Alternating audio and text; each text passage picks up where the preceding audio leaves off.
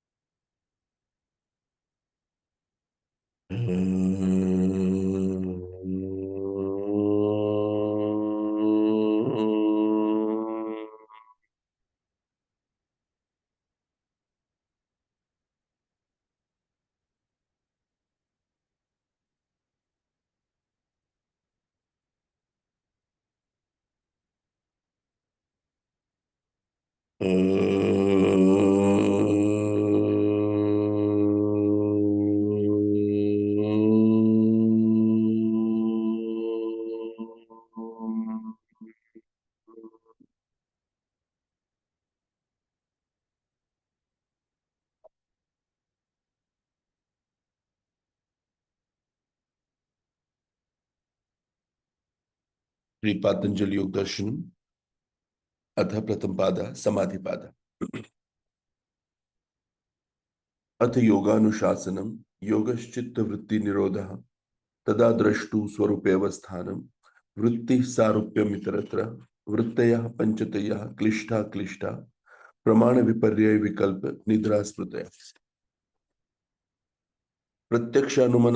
प्रत्यक्ष अनुमान आगम प्रमाणानि विपर्ययो मिथ्या ज्ञानम अतद्रु प्रतिष्ठम शब्द ज्ञानानुपाति वस्तु शून्यो विकल्पः स्वभाव प्रत्यालंबन वृत्ति निद्रा अनुभूत विषया असंप्रमोषः स्मृति अभ्यास वैराग्याभ्याम तन्निरोधः तत्र स्थितौ यज्ञो अभ्यासः सतु दीर्घकाल नैरंतर्य सत्कार आसेवितो दृढ़भूमि दृष्टानुश्रविक विषय वितृष्णस्य वशीकार संज्ञा वैराग्यम तत्परम पुरुष ख्यातिर गुण वैतृष्ण्यम वितर्क विचार आनंद अस्मिता रूपानुगमात् संप्रज्ञातः विराम प्रत्याभ्यास पूर्वः संस्कार शेषोन्यः भव प्रत्ययो विदेह प्रकृति लयानां श्रद्धा वीर्य स्मृति समाधि प्रज्ञापूर्वक इतरेषां तीव्र संवेगानाम् आसन्नः मृदु मध्याधिमात्रत्वात् ततो अपि विशेषः ईश्वर प्रणिधानाद्वा क्लेश कर्म विपाकाशेर अपरामुष्टः पुरुष विशेषः ईश्वरः तत्र निरतिशयं सर्वज्ञ बीजम् पूर्वेषामपि गुरु कालेन अनवच्छेदात् तस्य वाचकः प्रणवः तज्जपस्तदर्थ भावनम् ततः प्रत्यक चेतनाधिगमोऽपि अंतराया भावश्च व्याधिस्त्यान संशय प्रमादालस्य अविरति भ्रांति दर्शन लब्ध भूमिकत्वानवस्थितत्वानि चित्त विक्षेपास्ते अंतरायाः दुःख दौर्मनस्यंगमे जयत्व श्वास प्रश्वास विक्षेप सह भुवा तत्प्रतिषेधार्थम एक तत्वाभ्यासः मैत्री करुणा मुदितोपेक्षाणां सुख दुःख पुण्यापुण्य विषयाणां भावनात् चित्त प्रसादनम् प्रच्छर्दन विधारणाभ्याम वा प्राणस्य विषयवती व प्रवृत्ति उत्पन्ना मनसः स्थिति निबंधिनी विशोका व ज्योतिष्मती वीतराग विषयम व चित्तम स्वप्न निद्रा ज्ञानालंबनम व यथा अभिमध्यानाद् वा परमाणु परम महत्वान्तस्य वशिकारः क्षीण वृत्तिरभिजातस्यैव मणे गृहीतृग्रहण ग्राह्येषु ततस्तंजनता समापत्तिः तत्र शब्दार्थ ज्ञान विकल्पैः संकीर्णा सवितर्क समापत्ति स्मृति परिशुद्धो स्वरूप शून्येव अर्थमात्र निर्भासा निर्वितर्कः एतयैव सविचारा निर्विचारा च सूक्ष्म विषया व्याख्याता सूक्ष्म विषयत्वं चालिंग पर्यवसानम् ता एव सबीजः समाधि निर्विचार वैशारद्य अध्यात्म प्रसादः ऋतंभरा तत्र प्रज्ञा, श्रुतानुमान प्रज्ञा, श्रुतानुमान प्रज्ञाभ्यामन्य विषया विशेषार्थत्वात् तज्जः संस्कारो अन्य संस्कार प्रतिबंधी तस्यापि निरोधे सर्व निरोधा निर्बीज समाधि इति श्री पातंजलि योग शास्त्रे समाधि निर्देशो नाम प्रथम पाद। अथ द्वितीय पाद साधन पाद। तप स्वाध्याय ईश्वर प्रणिधानानि क्रिया योगः। समाधि भावनार्थ क्लेश तनुकरणार्थश्च। अविद्या अस्मिता राग द्वेषाभिनिवेशः क्लेश। अविद्या क्षेत्रम उत्तरेषां प्रसुप्त तनु विच्छिन्न उदाहरणाम अनित्य अशुचि दुःखात्मनासु नित्य शुचि सुखात्मा सुख आत्मख्यातिर अविद्या दृग दर्शन शक्त्योर एकात्म दृग दर्शन शक्त्योर एकात्म वास सुखानुशयी रागः दुःखानुशयी द्वेषः स्वरस्वाहि विदिशोऽपि तथा रूढ़ोऽभिनिवेशः ते प्रतिप्रसव हेयः सूक्ष्मः ध्यान हेयस्तद्वृत्तयः क्लेशमूलः कर्माशयो दृष्टादृष्ट जन्म वेदनीयः सती मूले तद्विपाको जातिर आयुर्भोगः तेल्लाद परिताप फला पुण्य पुण्य हेतुत्वात् परिणाम ताप संस्कार दुःखैर्गुणवृत्ति विरोधाश्च दुःखमेव सर्वविवेकिनः हेयं दुःखम अनागतम् द्रष्टु दृश्यो संयोगो हेय हेतु प्रकाश क्रिया स्थितिशीलम भूतेन्द्रियार्थ प्रकाश क्रिया स्थितिशीलम भूतेन्द्रियात्मकम भोगा भोगापवर्गार्थम दृश्यम विशेष अविशेष लिंग मात्रा लिंगाणि गुरुपर्वाणि दृष्टा दृश्य मात्रा शुद्धोऽपि प्रत्यय अनुपश्य तदर्थम एवं दृश्यस्यात्मा कृतार्थम पति नष्टम कृतार्थम पति प्रति नष्टम नष्टम अपि अनष्टम तदन्य साधारणत्वात् स्वस्वामी शक्तेयो स्वरूपोपलब्धि हेतु संयोग तस्य हेतु अविद्या तद्भावात् संयोगा भाव हानम तदृशे कैवल्यम विवेक ख्यातिर अविप्लव हनुपायः तस्य सप्तदा प्रांत भूमि प्रज्ञा योगांगानुष्ठानात् अशुद्धि क्षये ज्ञान दीप्तिर विवेक ख्याते यम नियम आसन प्राणायाम प्रत्याहार धारणा ध्यान समाधि अष्टभंगानि अहिंसा सत्यस्तेय ब्रह्मचर्या परिग्रह नियम यमः जाति देश काल समयानवच्छिन्ना सार्वभौमा महाव्रत शौच संतोष तपः स्वाध्याय ईश्वर प्रणिधानानि नियम वितर्क बाधने प्रतिपक्ष भावनम वितर्का हिंसादया कृतकारित अनुमोदिता लोभ क्रोध मोह पूर्वक मृदु मध्यादिमात्रा दुखा ज्ञानांत फला इति प्रतिपक्ष भावनम अहिंसा प्रतिष्ठायां तत्सन्निधो वैरत्यागः सत्य प्रतिष्ठायां क्रियाफलाश्रयत्वम् अस्तेय प्रतिष्ठायां सर्वरत्नोपस्थान ब्रह्मचर्य प्रतिष्ठायां वीर्यलाभः अपरिग्रह स्थैर्य जन्म कथनता संबोधः शौचत स्वांग जुगुप्सा परेर असंसर्गः सत्व शुद्धि सौमनस्य एकांग्रेन्द्रिय जयात्म दर्शन योगत्वानि च संतोषात् अनुत्तम सुख लाभः कायेन्द्रिय सिद्धिर अशुद्धि क्षयात् तपसः स्वाध्यायात् इष्ट देवता संप्रयोग समाधि सिद्धि ईश्वर प्रणिधान स्थिरम सुखम आसनम प्रयत्न शैथिल्यम अनंत समापत्तिभ्य ततो द्वंद्वान अभिघातः तस्मिन् सति श्वास प्रश्वास योर्गति विच्छेदः प्राणायाम बाह्याभ्यंतर स्तंभ वृत्ति देश काल संख्या परिदृष्टो दीर्घ सूक्ष्म बाह्याभ्यंतर विषयाक्षेपी चतुर्थः ततः क्षीयते प्रकाशावरणम धारणासूच धारणासूच योग्यता मनसा स्वविषया संप्रयोगे चित्तस्य स्वरूपानुकार इवेन्द्रियाणां प्रत्याहार ततः परमा वश्यते इंद्रियाणाम् इति श्री पातंजलि योग शास्त्रे साधन निर्देशो नाम द्वितीय पादः। पिछले सेशन में हमने क्रिया योग के जो कुछ फल बताए गए हैं, समाधि भावनार्थ और क्लेश तनु करनार्थ, इसका वाचन किया था। और क्लेश जो है उनके बारे में पढ़ा था कि अविद्या, अस्मिता, राग, द्वेष, अभिनिवेश, ये क्लेश है और ये प्रसुप्त तनु विच्छिन्न और उदार अवस्था में रहते हैं। तो अब ये प्रसुप्त तनु विच्छिन्न और उदार अवस्था क्या है, इसके बारे में भी हमने पढ़ा था। तो ये जो कुछ भी क्लेश है, ये अ, सर्व दुखों का मूल कारण है। और इन क्लेशों की कौन सी अवस्था है, इस पर काफी निर्भर होता है कि हम अ, किस स्टेट में रहने वाले हैं। हमारे जो बिहेवियर्स हैं वो भी इन क्लेशों से ही डिसाइड होते हैं। क्लेशों की चर्चा करते हुए अलग अलग उसके छटाएं होती है, अलग अलग एस्पेक्ट्स होते हैं। जैसे मैंने कहा कि योग शास्त्र को थेरेपी के तौर पे देखना और एक अध्यात्म के तौर पे देखना, दर्शन शास्त्र के तौर पे देखना, ये अलग अलग तौर से इसको समझा जा सकता है। जब आप मोक्ष प्राप्ति के लिए और अध्यात्म की दृष्टि से जब आप योग शास्त्र को या दर्शन को पढ़ेंगे तो उसका अर्थ हमें काफी डीपर मिलता है। लेकिन जब आप किसी जैसा कि मैंने इससे पहले किया है कि अगर हम अ, चिकित्सा की दृष्टि से किसी प्रिंसिपल को या किसी भी तत्व को देखते हैं तो उसमें थोड़े बहुत चेंजेस हमारे समझ में आते हैं, कुछ नया एक उसका एस्पेक्ट खुलता है।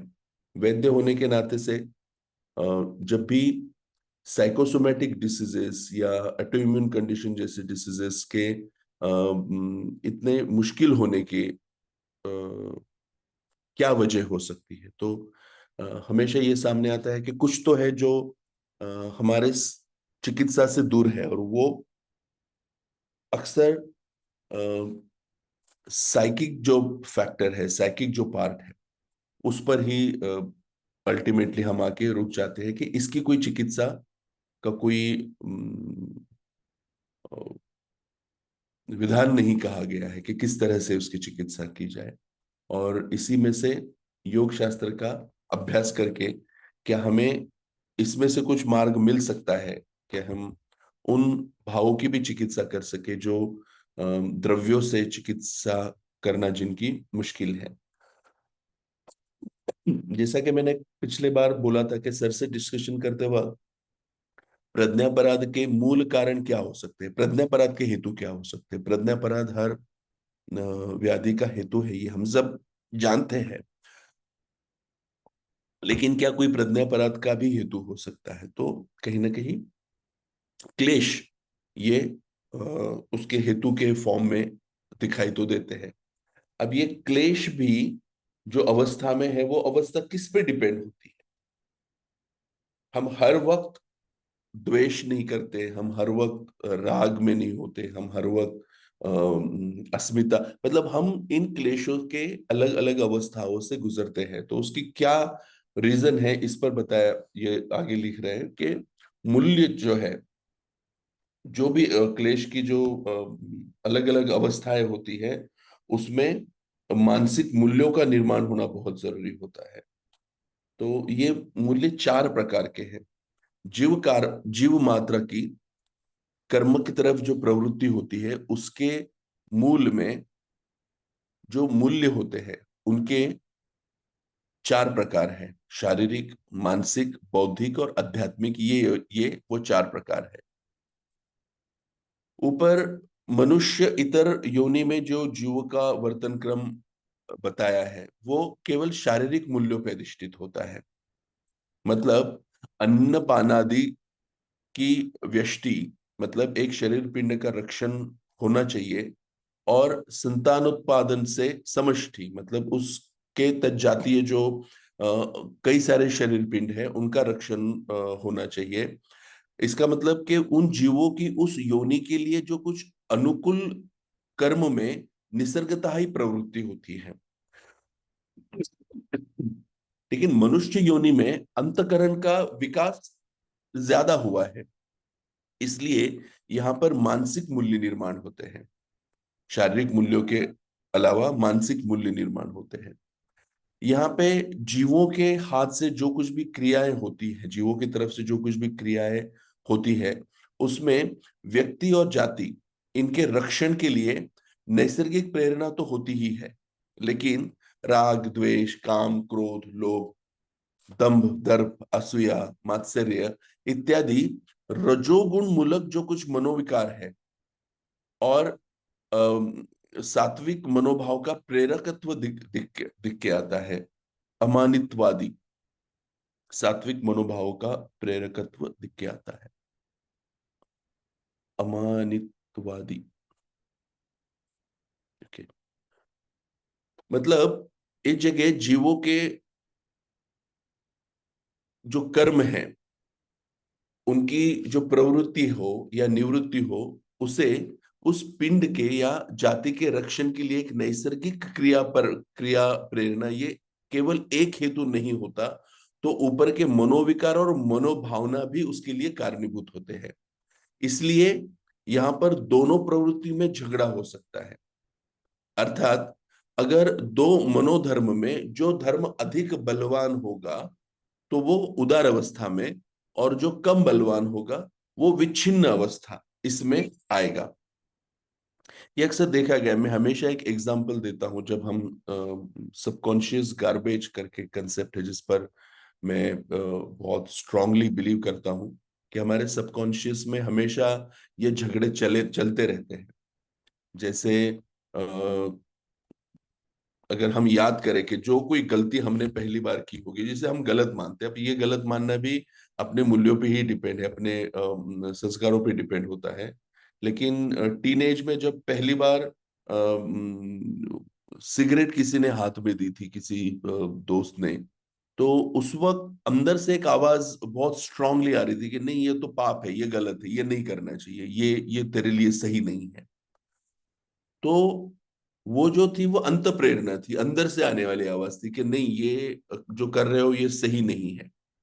अब इंटरनल एनवायरनमेंट में उसको बोलता हूं कि हमारा इंटरनल जो एनवायरनमेंट है वो मुझे कह रहा था कि ये नहीं करना चाहिए, लेकिन एक्सटर्नल एनवायरनमेंट में चार पांच दोस्त मिलके वो ट्राई कर रहे थे। अब कौन सा स्ट्रांग होगा? अब वो एक्सटर्नल एनवायरनमेंट स्ट्रांग हुआ तो आप स्मोक करोगे, अगर इंटरनल एनवायरनमेंट जो स्ट्रांग हुआ तो आप स्मोक नहीं करोगे। तो जो कोई भी ज्यादा बलवान होगा उस हिसाब से आपके हाथ से क्रियाएं होती है। इवन जब किसी पेशेंट को, किसी रुग्ण को आप बहुत अच्छे से समझाते हो कि भाई ये खाना तुम्हारे लिए खराब है या इसकी वजह से तुम बीमार पड़ने वाले हो, तो आप जितने अच्छी तरह से उसका काउंसलिंग करोगे, उसको एक्सप्लेन करोगे, उतना ज्यादा उसमें फर्क होता है। कि मतलब पहले वो कोई भी अपथ्य करने से उसको कुछ लगता नहीं है, मतलब वो कर लेता है अपथ्य, लेकिन वैद्य जिस शक्ति से उसको, उसके अंदर का जो कुछ भी थॉट प्रोसेस है उसको अगर स्ट्रॉन्ग करे, मतलब ये अपथ्य नहीं करना है, ये विचार अगर ज्यादा बलवान होता है तो वो अपथ्य नहीं करेगा, वो प्रज्ञापराध नहीं करेगा। तो ये एक, इस तरह से एक प्रज्ञापराध की चिकित्सा के बारे में ये मूल्य के हिसाब से सोचा जा सकता है। इसको पूरा करने के बाद में इस पे चर्चा करें। अंतकरण का इससे भी ज्यादा विकास जब होता है, मतलब वहां पे बौद्धिक मूल्य निर्माण होते हैं। मानसिक मूल्य में विकार और भावनाओं को स्थान होता है, तो बौद्धिक मूल्य में विचारों को स्थान होता है। यहाँ पे नैसर्गिक जो अपनी जरूरतें हैं और उनके तन मूलक, मतलब उनके उनके मूल की जो प्रेरणा होती है, वैसे ही मनोविकार और मनोभावना भी जागरूक होती है। और इन दोनों कारणों से कोई विशिष्ट क्रिया करने के लिए प्रवृत्ति भी होती है। लेकिन ऐसा जो बिहेवियर है, यह व्यक्ति और समाज के लिए हितकर होगा या नहीं होगा, इसका विचार बुद्धि में होता है। और इसके परिणाम से जो इष्ट है, जो सही है, ऐसा ही वर्तन हमारी तरफ से होता है। इसमें से यह दिखाई देगा कि मानसिक मूल्यों में मनोविकार और मनोभावना पे ज्यादा उसका फोकस है, उस वक्त विकार या जो भावना अधिक प्रबल होगी उस तरह से हमारी क्रिया होती है। तो बौद्धिक मूल्यों में विचार पर ज्यादा फोकस होता है और उस हिसाब से जो वर्तन सही रहेगा उस वर्तन के हिसाब से आपकी प्रवृत्ति दिखती है। संस्कृति या सुधारना जो वस्तु है वो बौद्धिक मूल्यों में से निर्माण होती है। इस बौद्धिक मूल्यों में मनुष्य प्राणी अपने मनोविकार पे प्रभुत्व अगर मिला सकता है और प्रभुत्व उसने पाया है। और इसी वजह से मानवी समाज जो 100-500 के टोलियों में था, आज वो कोट्यावधि लोगों के राष्ट्र में परिणत हुआ है। इस प्रकार बौद्धिक मूल्य मानवी मन में निर्माण होने के कारण मानव समाज को विकसित रूप प्राप्त हुआ है। और उस समाज में उन मूल्यों के हिसाब से अगर कोई विशिष्ट सुधारना या संस्कृति निर्माण होती है तो उस मूल्य की परिणति चौथे मतलब आध्यात्मिक मूल्यों में अगर नहीं हुई तो वह समाज व्यक्ति को इंद्रिय सुख कितने भी ज्यादा अगर प्राप्त हुए भी तब भी चित्त शांति नहीं मिलती है। और उसी समाज के भिन्न भिन्न स्तर के संस्कृति का विकास न होते हुए अपकर्ष होता है और अंततः उन सब समाज की संस्कृति नष्ट होती है। संस्कृति जिस समाज की नष्ट हुई हो वह दुर्बल अवस्था में परावलंबी और अज्ञानी ही रहता है। बाद में उसकी बुद्धि पुनः जागृत होती है और उसके वैचारिक मूल्यों में इन अनुभवों से और ज्यादा उसमें इंप्रूवमेंट होती है और उसकी सहायता से वह संस्कृति के किसी नए मॉडल पर अपनी सुधारना के लिए फिर से मार्गक्रमण करता है। इसी प्रकार वैचारिक अथवा बौद्धिक मूल्य मानवीय समाज के बड़े बड़े गठ बन जाते हैं और उनमें उदय उत्कर्ष ह्रास और विनाश इस क्रम से थोड़ा बहुत हो बदल होते जाता है और संस्कृति का पुनः पुनः आविष्कार होता है। अब इस बारे में ये बहुत ही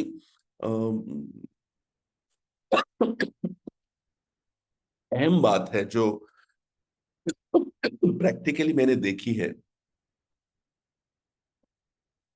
यूएस के एक टूर में मैं ब्रोकन सिस्टम्स पे बात कर रहा था कि उनके जो व्याधि के हेतु है उसमें एक महत्वपूर्ण हेतु है कि ब्रोकन सिस्टम।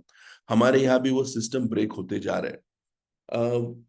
वेस्टर्न कल्चर का अगर हम अभ्यास करें, वेस्टर्न संस्कृति को अगर हम देखें तो वहां पर सिस्टम ब्रेक होते जा रहे हैं कि उनका कल्चरल सिस्टम ब्रेक हुआ है, फैमिली सिस्टम ब्रेक हुआ है, मैरिज सिस्टम ब्रेक हुआ है। ऐसे सारे सिस्टम जो है उन्होंने वो टूटते टूटते गए हैं। हम जब हमारे एक 10-20 साल पहले हमारे सिस्टम्स के लिए ये जो हमारी जो एक संस्कृति है इसके बारे में जितने ज्यादा अवेयर थे, आज देखा जाए तो हम कम कम अवेयर होते जा रहे हैं कि हमने न्यूक्लियर फैमिली को अपना लिया है। एक इंडिविजुअल क्या कहेंगे हम उसको, स्वातंत्र के नाम पे हम स्वैराचार की तरफ हमारा समाज जाता सा नजर आ रहा है। जो 25-30 साल पहले वेस्टर्न कल्चर ने अपनाया, जैसे फिर वो जो मैरिज सिस्टम जो उन्होंने अपनाई कि भाई हमें चाहिए होगा तो हम साथ में रहेंगे, नहीं चाहिए होगा तो नहीं, लिव इन रिलेशनशिप हम आज जिसको कहते हैं। फिर वहां पर जिस तरह से बाकी असांस्कृतिक चीजों को जिस तरह से सपोर्ट 25-30 साल पहले ही शुरू हुआ था, जिसमें सब्सटेंस अब्यूज को एक तरह से अल्कोहल के फॉर्म में मान्यता मिल गई हो। ये जो सारी चीजें वहां पर जो 25-30 साल पहले हुई थी, आज हम उसी रास्ते पर जा रहे हैं। यहाँ पर जो बोला गया है कि ये एक साइकिल के बारे में बोला है कि ये किसी भी संस्कृति का उदय उत्कर्ष ह्रास और विनाश जो है ये एक साइकिल के तौर पे होता है। देयर इज अ सेइंग कि east will turn into west and west will turn into east. इसका प्रत्यक्ष उदाहरण मैंने देखा है कि एक न्यू मैक्सिको के एक शहर में मैं लेक्चर दे रहा था।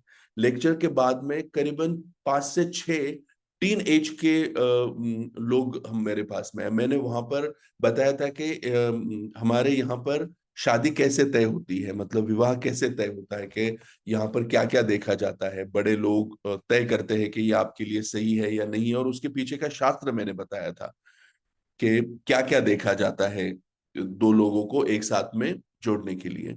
तो उन लड़कियों ने कहा कि वी डेस्परेटली नीड दिस, हम भी चाहते हैं कि हमारी भी इसी तरह से शादी हो, हम भी इसी तरह से घर बसाना चाहते हैं, लेकिन इस तरह से हमारा करा कर देने वाला कोई है ही नहीं। मेरी माँ उसके हस्बैंड के साथ में रहती है और मेरे पिताजी जो है वो उनकी बीवी के साथ में रहते हैं, हम हमारे किसी पार्टनर के साथ में रह रहे हैं, तो हमारे लिए रास्ता ही नहीं है।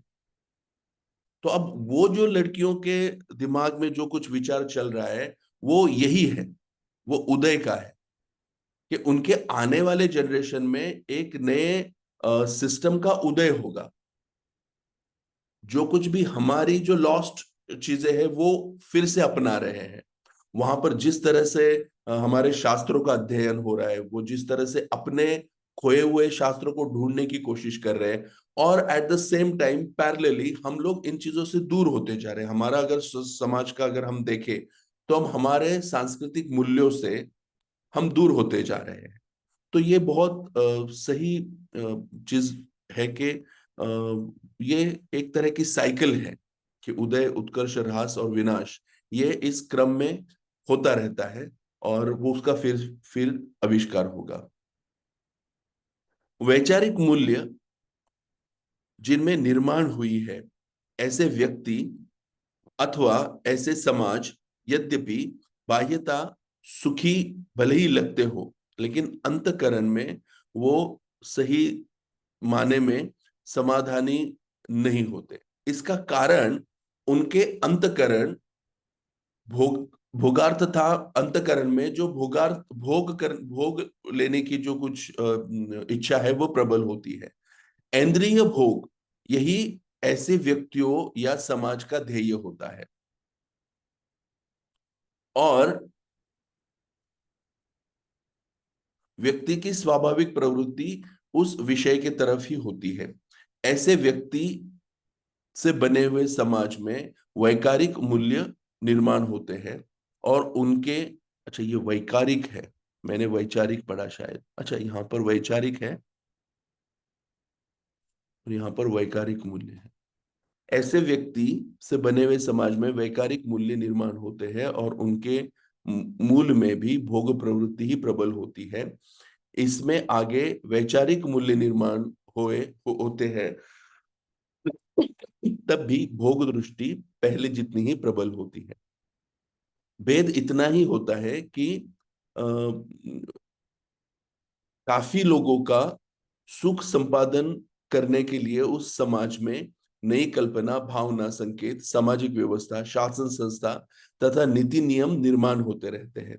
इस कारण व्यक्ति अपने भूख प्यास आदि शारीरिक धर्म और काम क्रोध आदि मनोविकार पर कुछ मर्यादा तक नियमन प्राप्त करता है, कंट्रोल प्राप्त करता है।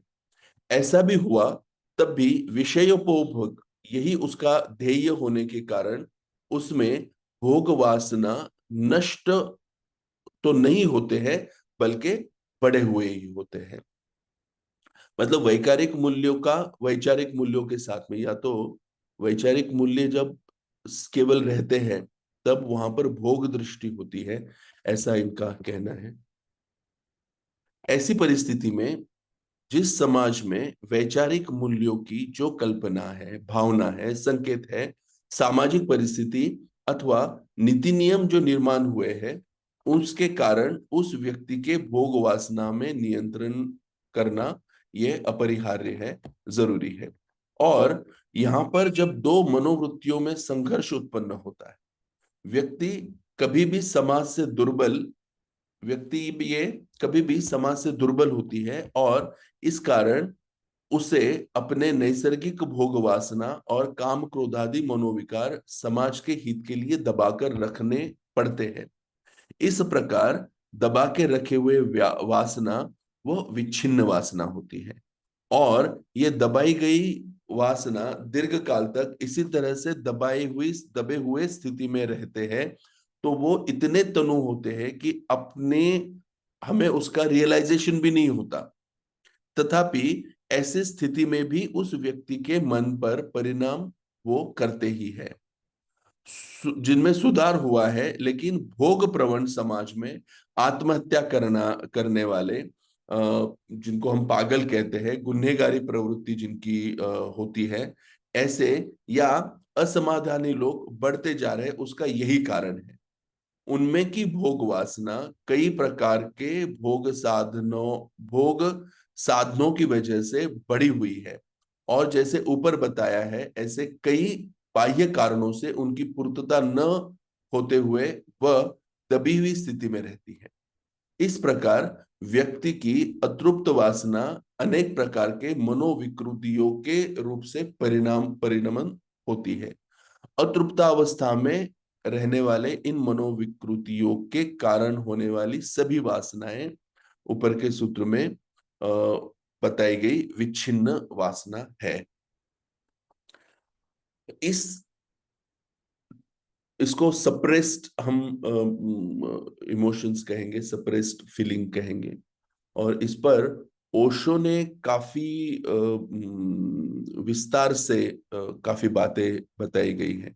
ओशो का जो, अगर पतंजलि योग सूत्र का उनका अगर आप पढ़ोगे, तो ओशो को समझना बहुत मुश्किल है। वो बहुत डीप लेवल पर जाकर ओशो ने चीजें बताई है। उनका एक ही, अनफॉर्चुनेटली उनका एक ही पिक्चर लोगों के सामने या समाज के सामने आया, और बड़ी ही अनफॉर्चुनेटली उसका जिस तरह से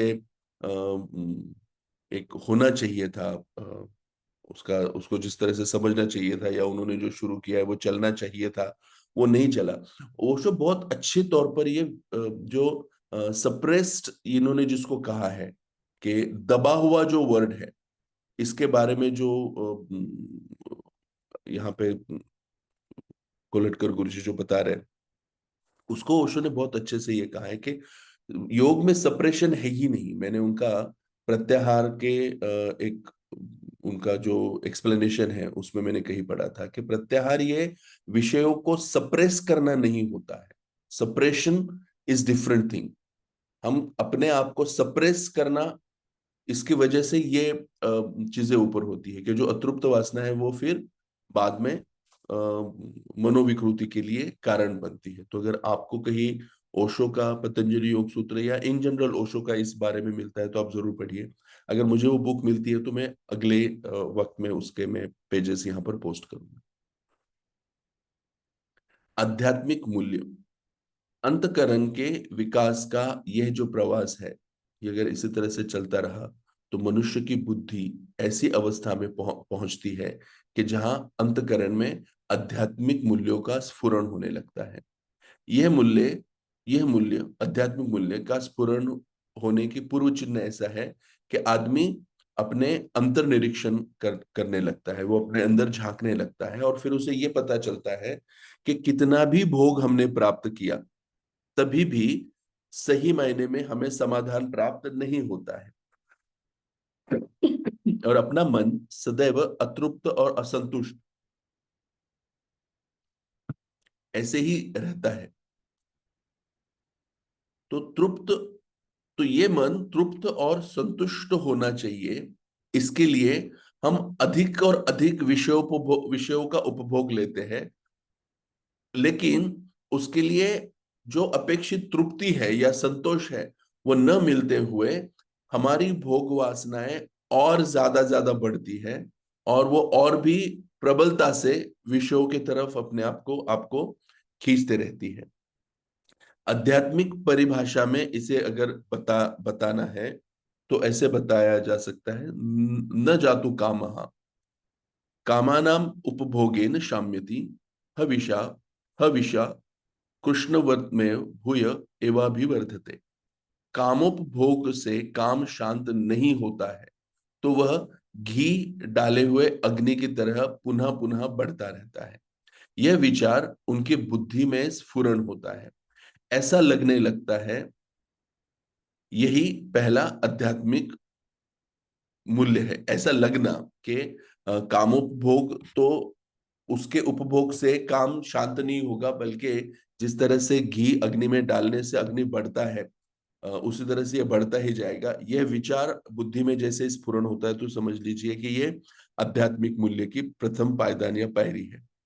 एक बार यह बात जिनकी बुद्धि में जिसका स्फुरण हुआ, वह हर वक्त भोग अनुभव के वक्त में वैसा ही अनुभव प्राप्त करेंगे।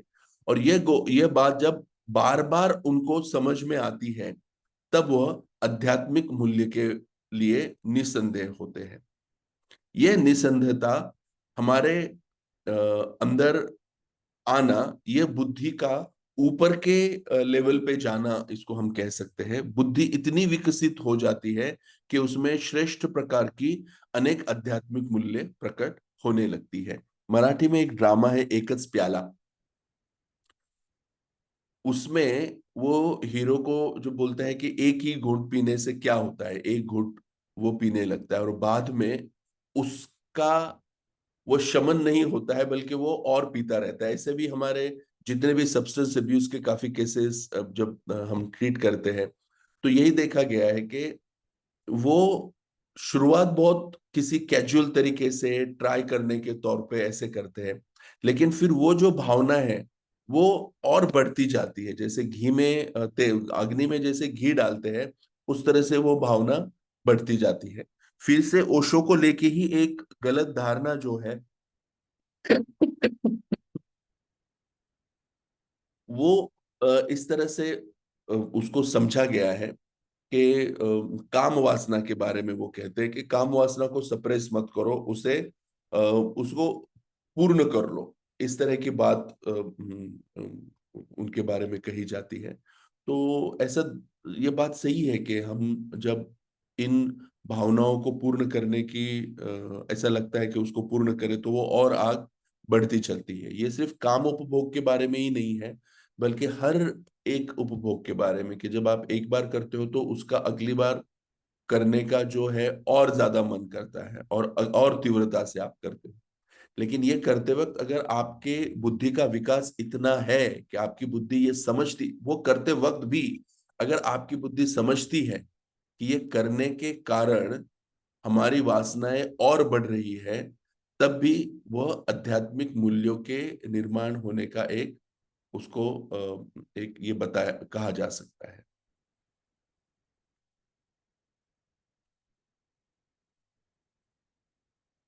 तो बुद्धि विकसित होने के बाद में उसमें आध्यात्मिक मूल्य प्रकट होने लगती है, और ऐसा लगने लगता है कि इस जन्म में नहीं तो पिछले कई जन्मों में हम अनेक प्रकार के विषय असंख्य बार उसे भोग चुके हैं। जिस हिसाब से अपने मन को सही मायने में सुख नहीं मिलता है, उस हिसाब से या उस अर्थ से हमारा जो सुख की तरफ का जो शोध है, जो कुछ हम सुख की तरफ सुख को ढूंढ रहे हैं, वो किसी गलत ही डायरेक्शन में, गलत ही दिशा में हमारा वो प्रवास चल रहा है। इसलिए अब इस मार्ग से न जाते हुए किसी अलग मार्ग से जाना आवश्यक है। सही मायने में सुख क्या है और वह मिलाने के लिए जो कुछ साधन कौन से हैं, यह समझने के लिए अब हम सज्जन और सशास्त्र इसका आश्रय करते हैं। जीव को ऐसे लगने लगता है जैसे उसके चित्त का भोगार्थता से अपवर्गार्थ भोगार्थ से अपवर्ग की तरफ, मतलब मोक्ष की तरफ विकास हो रहा है, ऐसे समझना चाहिए।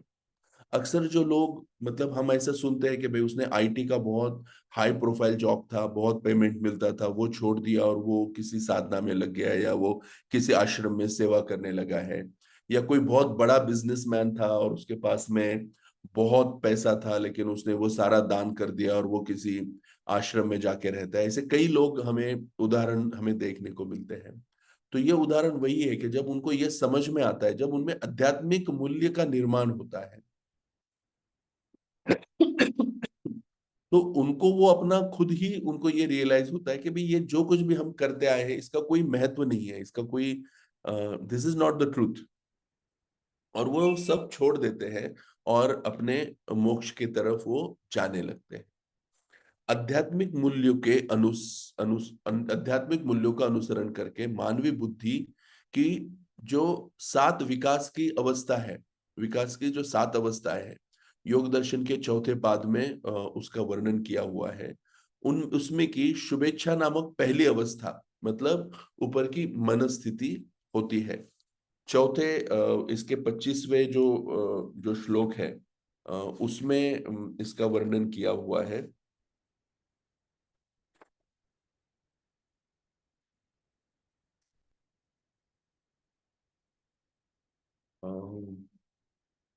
विशेष दर्शिन आत्मभाव भावना अवि भावना विनिवृत्ति।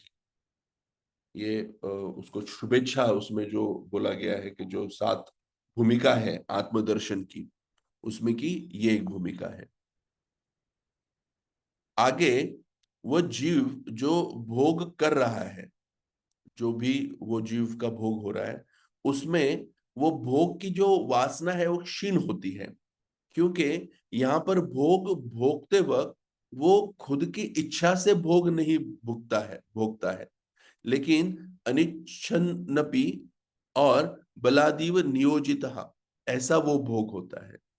मतलब वो खुद की इच्छा से वो भोग वो नहीं भोग रहा होता है। भोग भोगते हुए नाद्यपि कर्म न छिन्न इति क्लिशयन्ति संततम। क्या करना, मेरे पहले के जो कर्म के संस्कार है मुझे अभी भी विषय की तरफ खींचते हैं, इस प्रकार की क्लेश वृत्ति उसके चित्त में सदैव जागृत रहती है। ऐसे क्लेश का समझ में आना मतलब चित्ताकाश में वैराग्य सूर्य का उदय होने से पहले वाला उषः काल ही है। हम्म, ऐसा एक्चुअल में ऐसा एक्चुअल में होता है। मतलब अब ये उदाहरण देना शायद सही नहीं है। सर ने कई बार, गाडगे सर के साथ में बात करते हुए कई बार ये मुझे ये चीजें नहीं चाहिए, मुझे कुछ मेरा असल मकसद जो है मुझे उस पर काम करना है, लेकिन मैं इसमें से फ्री हो रहा हूँ, मैं इसमें से निकल रहा हूँ, इस तरह से सर हमेशा कहते थे। तो वो उनका वैराग्य उनमें तो उदय हो चुका था। मैं इसका बहुत क्या कहते हैं उसको, मैं इसका विटनेस हूँ कि वो जो ये ये अवस्था है कि ये कर्म में मुझे कोई रस नहीं है, ये कर्म मैं कर रहा हूँ क्योंकि ये मेरा भोग है, इसके लिए मैं ये कर्म कर रहा हूँ। ये जो वैराग्य सूर्य का उदय जो इन्होंने कहा है, ये एक्चुअली मैंने खुद उनमें देखा है।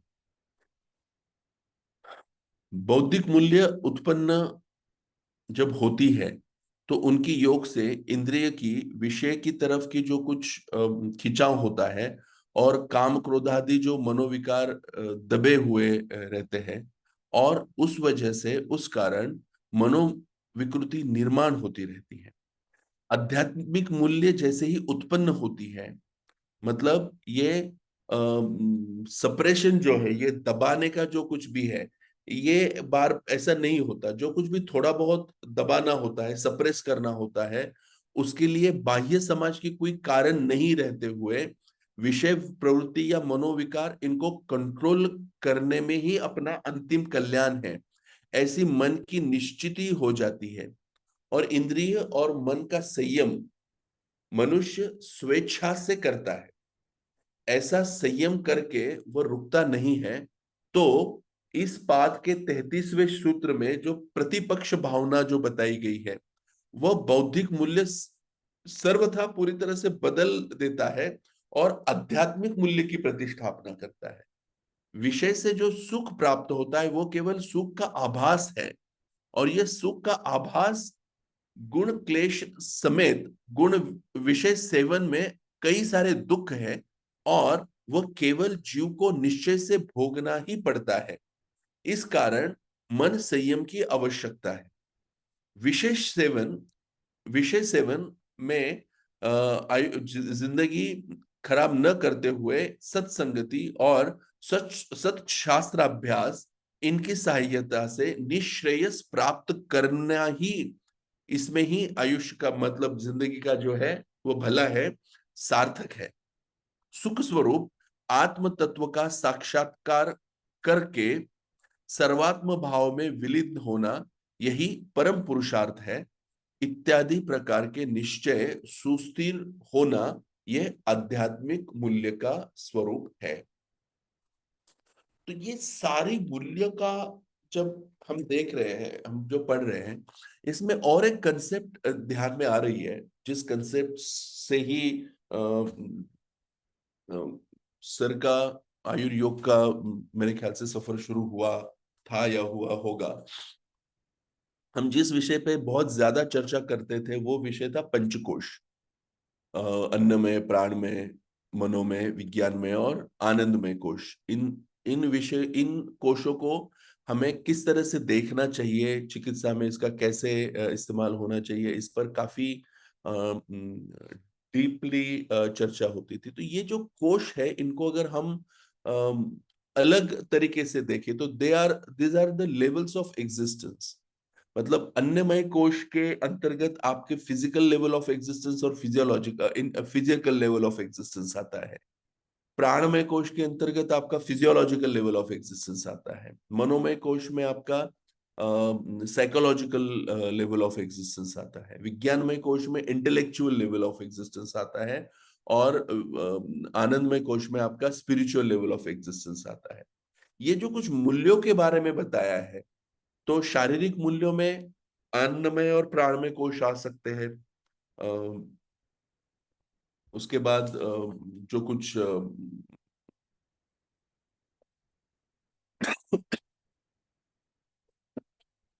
मानसिक मूल्य जो कहे गए, उसमें साइकोलॉजिकल लेवल मतलब मनोमय कोश उसमें आ जाएगा। बौद्धिक मूल्य मतलब इंटेलेक्चुअल कोश, और आध्यात्मिक मूल्य मतलब आनंदमय कोश है, स्पिरिचुअल लेवल ऑफ एग्जिस्टेंस आएगा।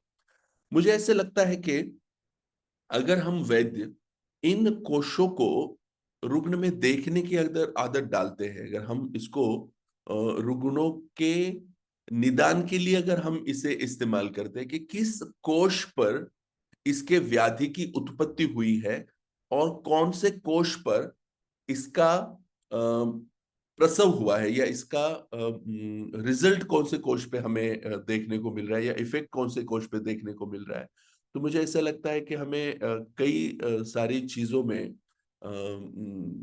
फायदा नजर आता है, और उस हिसाब से हम चिकित्सा का भी अवलंब कर सकते हैं।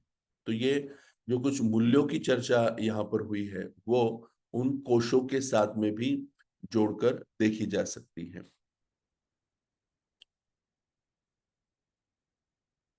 शुभ अशुभ वासनाओं का संघर्ष, यह मूल्य सुस्थिर जब होती है, तो यहां से आगे शुभ और अशुभ वासनाओं के संघर्ष का प्रारंभ होता है। चित्त में शारीरिक, मानसिक, बौद्धिक मूल्य का प्रभुत्व जब तक होता है, तब तक चित्त की भिन्न मनोवृत्तियों का संघर्ष, यह केवल भोग वासनाओं का संघर्ष होता है। वहां पर शुभ वासना विरुद्ध अशुभ वासना ऐसा प्रकार नहीं होता।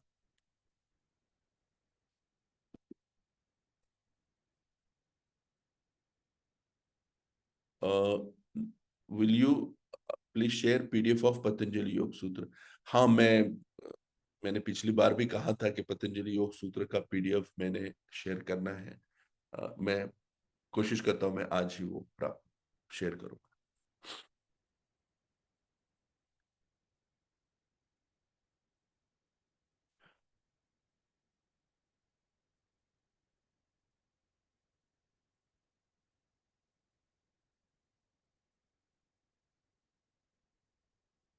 तो शुभ वासना और विरुद्ध अशुभ वासना का ऐसा प्रकार नहीं होता है जब वो शारीरिक, मानसिक और बौद्धिक मूल्य का जब तक प्रभुत्व होता है। लेकिन आध्यात्मिक मूल्य निर्माण होते ही अशुभ वासनाओं का उच्चाटन उच्चाटन करने के लिए, अशुभ वासनाओं को निकालने के लिए शुभ वासनाओं का प्रादुर्भाव होने लगता है, और उस हिसाब से अशुभ वासनाओं का अभिभव ही होता है। भोगार्थता के काल में मोक्षार्थता प्रसुप्त अवस्था में होती है। वाह! भोगार्थता के काल में मोक्षार्थता यह प्रसुप्त अवस्था में होती है। सभी आध्यात्मिक मूल्य बुद्धि में स्फुरण होने लगती है, तभी मोक्षार्थता जागृत होती है, वह तनु अवस्था में आती है। और तनु अवस्था में वृत्ति केवल स्मरण रूप रहती है, वो क्रिया प्रेरक नहीं होती। ऊपर क्रिया प्रेरक नहीं होती है, ऐसा ऊपर आया ही है। तथापि मोक्षार्थता में शुभ वासनाओं का प्रादुर्भाव उस हिसाब से अशुभ वासनाओं का अभिभव होकर एक ऐसा वक्त आता है कि केवल शुभ वासना ही चित्त में रहकर स्फुरन होकर नहीं रुकता है। तो उस हिसाब से हमारे हाथ से क्रिया भी होनी चाहिए, ऐसी प्रबल इच्छा मन में उत्पन्न होती है। फिर भी वो बलवत्तर होने वाली प्राचीन भोग वासनाओं का प्रभाव इतना ज्यादा होता है कि शुभ वासनाओं के अनुसार बिहेव करने की जो कुछ इच्छा है वो भी सप्रेस करके अपनी ही सत्ता वो बजाती है, या अपनी ही सत्ता वो स्थापित करती है। भोग वासनाओं के इस दबाए गए शुभ वासनाओं को ऐसे वक्त में तनु अवस्था से विच्छिन्न, मतलब ऊपर की अवस्था में वो विच्छिन्न अवस्था में होते हैं, और अशुभ वासना ये उदार अवस्था में होते हैं। शुभ और अशुभ वासनाओं का ऐसा संघर्ष चलता रहता है कि शुभ वासनाओं का सामर्थ्य बढ़ा हुआ शुभ वासनाओं का सामर्थ्य ये बढ़ा हुआ होता है, और उस हिसाब से अशुभ वासनाएं दुर्बल होती जाती है। आखिर में फिर ऐसा काल आता है कि साधक के चित्त में शुभ वासनाओं का संवेग इतना तीव्रतम हो जाता है कि उसके आगे भोग वासनाओं का कुछ नहीं चलता, और भोग वासना उदार अवस्था में आकर तद अनुसार साधक के हाथ से सत्कर्माचरण भी होने लगता है। अब अशुभ वासना उदार अवस्था में से विच्छिन्न अवस्था में गई है, और यद्यपि उस साधक को पाप चरण की तरफ भले ही खींच रही हो, लेकिन शुभ वासना उदार अवस्था में आने के कारण उनके सामने पाप वासनाओं का कुछ भी नहीं चलता, और साधक के हाथ से सत्कर्माचरण होता है। वाह, बहुत खूब। बाद में भोग वासना इससे भी दुर्बल हो जाती है, मतलब उनकी तरफ की जो एक खिंचाव है वो भी खत्म होने लगता है, और फिर चित्त में तनु अवस्था में वो केवल स्मृति पूर्वक रहती है, और अनभ्यास के कारण बाद में वो प्रसुप्त अवस्था में जाती है। साधक ने पौरुष प्रयत्न से निर्विचार समाधि पक्वावस्था तक अगर वो ले जाता है, मतलब उसके जगह पे उस साधक में अगर ऋतंभरा प्रज्ञा का अगर उदय होता है, तब प्रसुप्तावस्था में रहने वाले सारे भोग संस्कार पूर्णतः प्रतिबद्ध होते हैं। दग्ध बीज हम जिसको कहते थे, भाजले भुने हुए जो बी है, दग्ध किए हुए जो भी है, उनसे जिस तरह से अंकुर भाव कभी भी प्राप्त नहीं होता, उस प्रकार उस प्रकार पूर्णत्व से प्रतिबद्ध हो गई हुई जो कोई भोग वासना है वो फिर से कभी भी जागृत नहीं होती, और साधक की प्रगति केवल केवल साक्षात्कार की कैवल्य और साक्षात्कार कैवल्य के साक्षात्कार की दिशा से निष्प्रतिबंध होने लगती है। यह प्रथम पाद के 47 और 50वें सूत्र में, मतलब पहले पाद के आखिर में यह बताया हुआ है।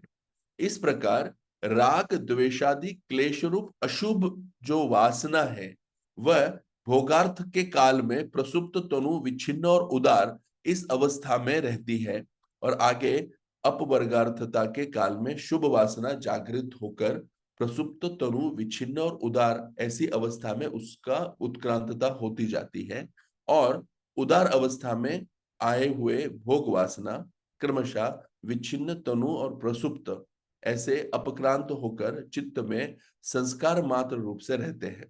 और साधक ने निर्विचार समाधि पक्वावस्था में जब वो लेके जाता है तब वो दग्ध बीज को प्राप्त होते हैं। भोग वासनाओं का प्रतिबंध जब खत्म होता है, खत्म होने से साधक का मार्ग निष्कंटक होकर उसमें असंप्रज्ञात समाधि में उसका प्रवेश होता है। यहाँ उसे आत्म साक्षात्कार होकर सत्वापत्ति नामक जीवन मुक्ति प्राथमिक भूमिका पे वह आरूढ़ होता है। अनेक जन्मकृत पुण्य पुंज परिपाकभूत जीवन मुक्ति सुख का आस्वाद लेता है और जगत उद्धारक कर्माचरण करते हुए आगे असंशक्ति पदार्थ अभाविनी और तुर्यक ऐसे अवस्थाओं में से विदेह मुक्ति को प्राप्त होता है। तो ये बहुत ही खूबसूरत मुझे ऐसा लग रहा है कि अगर हम इसको समझे कि तो this is the best lesson of psychology. How do I superfine my behaviour.